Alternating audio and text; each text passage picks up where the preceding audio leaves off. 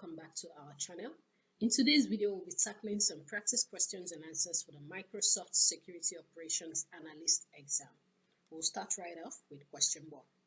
Which of the following actions can a Security Operations Analyst take to investigate a suspicious email in Microsoft 365 Defender? A. Run a manual scan of the user's device. B. Use the Threat Explorer to investigate the email. C. Enable multi-factor authentication for the user. D.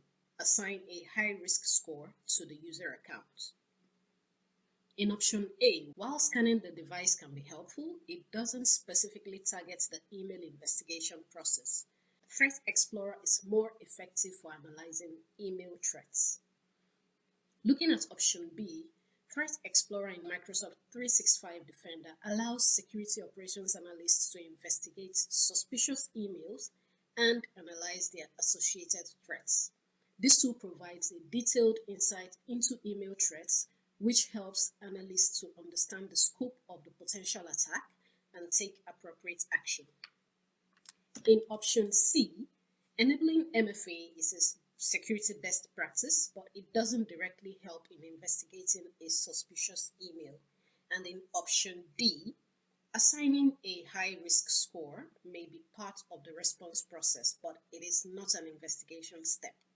So the Threat Explorer is the correct tool for investigating an email. This makes our answer option B. If we take a look at the screen, that's just a screenshot of what the Threat Explorer looks like. So it provides a detailed insight into various email threats, which helps the analyst to understand the scope of the potential attack and take appropriate action. Question 2. You need to receive a security alert when a user attempts to sign in from a location that was never used by the other users in your organization to sign in. Which anomaly detection policy should you use? A. Impossible travel. B. Activity from anonymous IP addresses. C. Activity from infrequent country. D. Malware detection. Option A. Impossible travel. In this, it detects situations where a user signs in from two geographically distant locations in a short time frame, making it impossible to travel between them. This particular policy focuses on rapid location changes but not on new locations. In option B, trigger alerts when activity detected from IP addresses is associated with anonymization services. It does not specifically address unusual locations. In option C, the activity from infrequent country anomaly detection policy is specifically designed to detect sign-ins from countries or regions that are uncommon or have not been observed for users within your organization. So if a user attempts to sign in from a location that no one else in the organization has used before, this policy would trigger a security alert. In option D, malware detection detects known malware signatures in activity, but it is not related to sign-in location. This makes our answer option C. The activity from infrequent country policy would trigger the alert when a user attempts to sign in from a location that was never used by the other users in your organization to sign in. Question 3. Your organization has a Microsoft 365 tenant utilizing Microsoft Exchange Online and Microsoft Defender for Office 365. Which tool should you use to determine if zero-hour auto-purge removed an email message from a user's mailbox? A. Threat Protection Status Report in Microsoft Defender for Office 365. B. Mail Flow Report in Exchange. C. Safe Attachments File Types Report in Microsoft Defender for Office 365. D. Mailbox Audit Log in Exchange. Looking at option A, the Threat Protection Status Report in Microsoft Defender for Office 365 provides insights into threats detected and actions taken by the system, including whether zero-hour auto-purge has removed an email from a user's mailbox. The zero-hour auto-purge is a feature that automatically removes malicious or unwanted emails post-delivery if they are later identified as threats. In option B, the mail flow report tracks email delivery and flow statistics, but it does not provide information on actions taken by the 0-hour auto purge. In option C, this report focuses on file types scanned by safe attachments, but not on 0-hour auto purge activities. And in option D, the audit log records user and admin actions in mailboxes, but it doesn't track the 0-hour auto purge actions specifically. This makes our answer option A. The tool that should be used to determine if 0-hour auto purge removed an email from a user's mailbox would be the Threat Protection Status Report in Microsoft Defender for Office 365. Question 4. You receive a security bulletin about a potential attack using an image file. Which IOC type should you create in Microsoft Defender for Endpoint to prevent it? A URL domain indicator that has action set to alert only. B, a URL domain indicator that has action set to alert and block. C, a file hash indicator that has action set to alert and block. D, a certificate indicator that has action set to alert and block. Option A would only provide notifications when a suspicious URL or domain is accessed, but it would not block or address the malicious image file. Option B would block access to malicious URLs or domains, but it would not directly prevent or detect the malicious image file based on its hash. In option C, if the attack uses an image file, creating a file hash indicator is the most effective way to prevent it. A file hash uniquely identifies a specific file, and by setting the action to alert and block, Microsoft Defender Endpoint will proactively detect and prevent the file from executing or spreading within the environment. In option D, certificate indicators are used for identifying malicious certificates associated with files, but they are not as precise for targeting a specific file, such as a malicious image. So out of the options we have, the likely answer is option C. A file hash will uniquely identify a specific file, and by setting the action to alert and block, Microsoft Defender for Endpoint will proactively detect and prevent the file from executing or spreading within the environment. Question 5. Which Microsoft 365 Defender feature helps to reduce response time by automatically investigating alerts and applying remediation actions? A. Automated investigation and response. B. Identity protection. C. Cloud app security. D. Advanced hunting. Automated investigation and response in Microsoft 365 Defender helps to reduce the response time to security incidents by automatically investigating alerts and applying predefined remediation actions. This feature streamlines the detection and response process, allowing security teams to handle a higher volume of alerts with less manual intervention. In option B, identity protection focuses on safeguarding user identities and detecting suspicious sign-in activities, but it does not automatically investigate alerts. In option C, the cloud app security is used to discover and manage cloud apps, providing visibility and control over cloud applications, but it does not investigate alerts. In option D, advanced hunting allows security analysts to query data and hunts for threats manually, but it doesn't automate investigations or remediation actions. This makes our answer option A. The automated investigation and response helps streamline the detection and response process, thereby allowing security teams to handle a higher volume of alerts with less manual intervention. Question 6. Your company has a single office in Turkey and a Microsoft 365 subscription. The company plans to use conditional access policies to enforce multi-factor authentication. You need to enforce MFA for all users who work remotely. What should you include in the solution? A fraud alert. B, a user risk policy. C, a named location. D. A sign-in user policy. Fraud alerts are used to notify users or administrators about suspicious activities such as unauthorized MFA attempts, but they are not part of enforcing MFA for specific locations.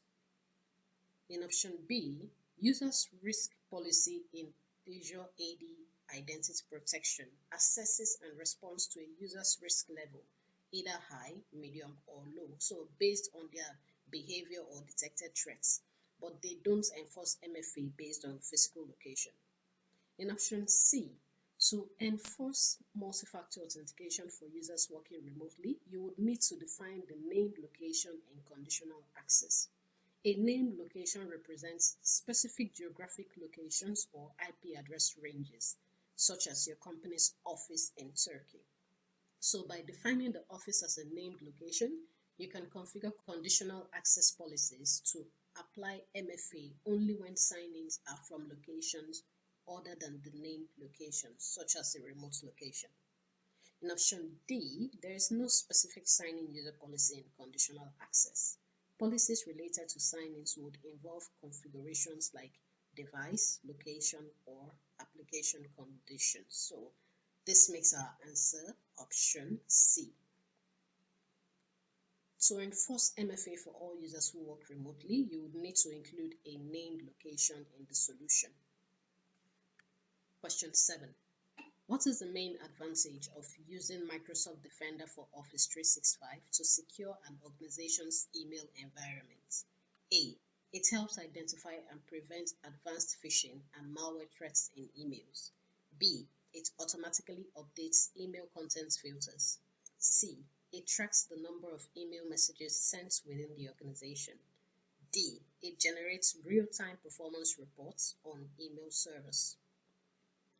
Microsoft Defender for Office 365 is designed to secure an organization's email environment by providing advanced protection against threats such as phishing, malware, and other email-related attacks.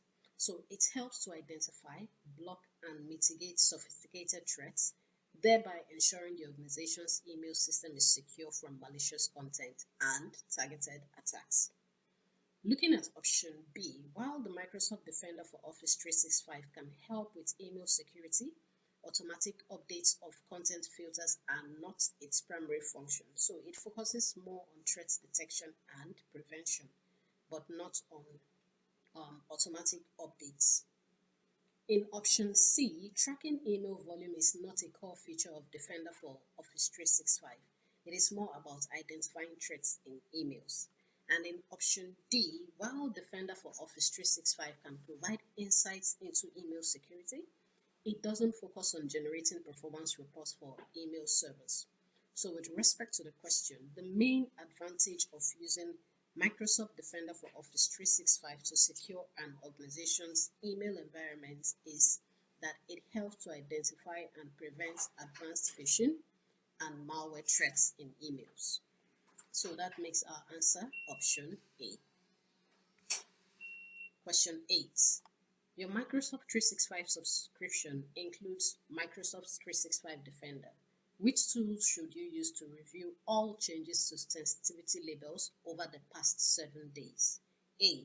Incident section in the Microsoft 365 Defender portal. B. Activity Explorer in the Microsoft 365 Compliance Center. C. Alert setting within the data loss prevention section of the Microsoft 365 Compliance Center. D. Explorer settings in the email and collaboration section of the Microsoft 365 Defender portal. For this, we'll be going with option B. The Activity Explorer in the Microsoft 365 Compliance Center allows you to track and review activities that are related to compliance and data governance, including changes made to sensitivity labels. So the Activity Explorer provides a detailed view of the events that have occurred over a specified period, such as the past 7 days, and this is ideal for monitoring modifications to sensitivity labels. Question 9. You have a Microsoft 365 subscription that uses Microsoft 365 Defender, and you need to identify all the entities affected by an incident. Which tab should you use in the Microsoft 365 Defender portal? A. Investigations. B. Devices. C. Evidence and response. D. Alerts. The Investigations tab focuses on automated investigations and their status, but it does not provide a detailed list of affected entities. The Devices tab shows information about devices, but it doesn't list all affected entities, such as users or files that are related to an incident. The Evidence and Response tab, on the other hand, provides a detailed information about the entities involved in an incident. So it lists all the affected devices, users, files, and other entities related to the incident, thereby helping you to understand the scope and impact of the attack. The Alerts tab shows alerts generated for the incident, but it doesn't provide a comprehensive list of all affected entities. So the correct answer here would be option C, the Evidence and Response tab. This will show all the affected devices, users, files, and other entities that are related to the incident, thereby helping you to understand the scope and impact of the attack. Question 10.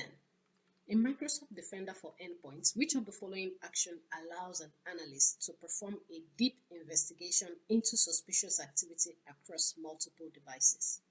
A. Review the security incidents and alerts page. B. Run advanced queries using custom query language. C. Analyze the device's security policies. D. Access the device's threat intelligence dashboards. While option A is useful for monitoring and responding to alerts, this page provides a higher level overview rather than the in-depth cross-device investigation enabled by the KQL, which is the custom query language. The custom query language is a powerful query language used in Microsoft Defender for Endpoints, and this allows analysts to run advanced queries to investigate suspicious activity across multiple devices. It enables deeper analysis of data. It helps analysts correlate events and identify the root cause of threats or unusual behaviors. In option C, analyzing security policies may help with understanding device configurations, but it doesn't allow for deep investigation of suspicious activity across multiple devices. And in option D, the Threat Intelligence Dashboard provides insights into known threats and intelligence, but it doesn't offer the same level of flexibility for deeper investigation like the custom query language. So this makes our answer option B. By running advanced queries using the custom query language, we will be able to get a deeper analysis of data, which will help correlate events and identify the root cause of threats or unusual behavior. Question 11. In Microsoft Defender for Endpoints, which of the following is a key feature of endpoint detection and response? A. Continuous monitoring and alerting on abnormal activities. B. Automatic software updates to all endpoints. C. Creating custom threat intelligence feeds. D. Managing endpoint device encryption. Endpoint detection and response in Microsoft Defender for Endpoints focuses on continuously monitoring endpoints in order to detect suspicious activity and provide real-time alerts on abnormal behaviors. This feature is designed to help security analysts identify and respond to potential threats quickly. Option B is more related to system management or path management, but not specifically an EDR feature. Option C is related to threat intelligence platforms, but it is not a direct feature of EDR. And in option D, encryption management is a security feature, but it is not directly tied to the monitoring and detection focus of EDR. So this makes our answer option A. The key feature of the endpoint detection and response is continuous monitoring and alerting on abnormal activities. Question 12. You have a Microsoft 365 E5 subscription with 100 Windows, 10 devices to onboard to Microsoft Defender 365. What is the first step to enable remote shell connections from the Defender portal? You have a Microsoft 365 E5 subscription with 100 Windows 10 devices to onboard to Microsoft Defender 365. What is the first step to enable remote shell connections from the Defender portal? A. Modify the permissions for Microsoft 365 Defender. B. Create a device group. C. From advanced features in the endpoint settings of the Microsoft 365 Defender portal, enable automated investigation. D. Configure role-based access control. For this question, we'll be going with option C.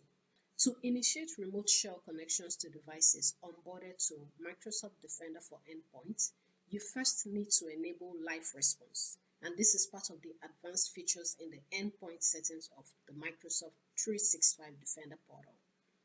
Enabling automated investigation activates features like live response, and this will allow you to establish remote shell connections for investigation and remediation. Question 13. What is the primary purpose of Microsoft Defender for Cloud? A. To protect against phishing attacks. B. To secure cloud workloads and resources. C. To provide identity protection for cloud users. D. To block malware in email attachments. For option A, phishing protection is more associated with Microsoft Defender for Office 365, but not for Defender for Cloud. Microsoft Defender for Cloud is primarily designed to secure cloud workloads and resources by providing threat protection, vulnerability management, and security monitoring for cloud environments like Azure, AWS, and Google Cloud. Microsoft Defender for Cloud helps organizations to strengthen their cloud security posture. In option C, identity protection is typically managed through Microsoft Defender for Identity or Azure AD rather than Defender for Cloud. And in option D, blocking malware in email attachments is more relevant to Microsoft Defender in Office 365, and this focuses on email security but not cloud security. So for this, our answer is option B. The primary purpose of Microsoft Defender for Cloud is to secure cloud workloads and resources. Question 14.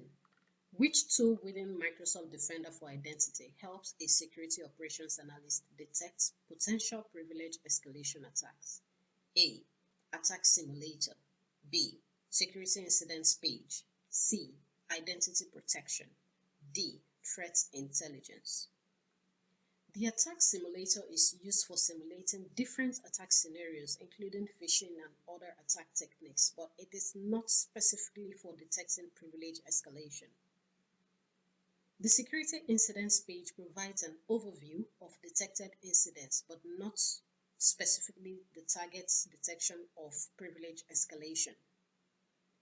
In option C, Microsoft Defender for Identity provides the identity protection feature to help detect potential privilege escalation attacks. So it generally monitors and analyzes user behaviors such as suspicious sign-ins and privilege escalation attempts. It also monitors and alerts security analysts to any anomalies that may indicate a security risk. In option D, threat intelligence helps to gather data on known threats, but it does not focus directly on monitoring user activities like the privilege escalation. So we'll be going with option C. Identity protection is a tool within Microsoft Defender for Identity that helps a security operations analyst to detect potential privilege escalation attacks. Question 15. How can a security operations analyst use Microsoft Sentinel to investigate incidents? A. By analyzing incident investigation data from the Microsoft Sentinel dashboard. B. By applying machine learning models to incident data. C. By using built-in queries to identify data trends and threats. D. By reviewing incident logs from the Defender Security Center. For this, we'll be going with option A.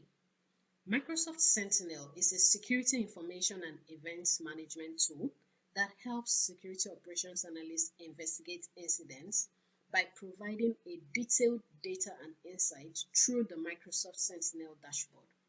With this, Analysts can view and analyze incidents, correlate data from various sources, and investigate potential threats to take appropriate actions.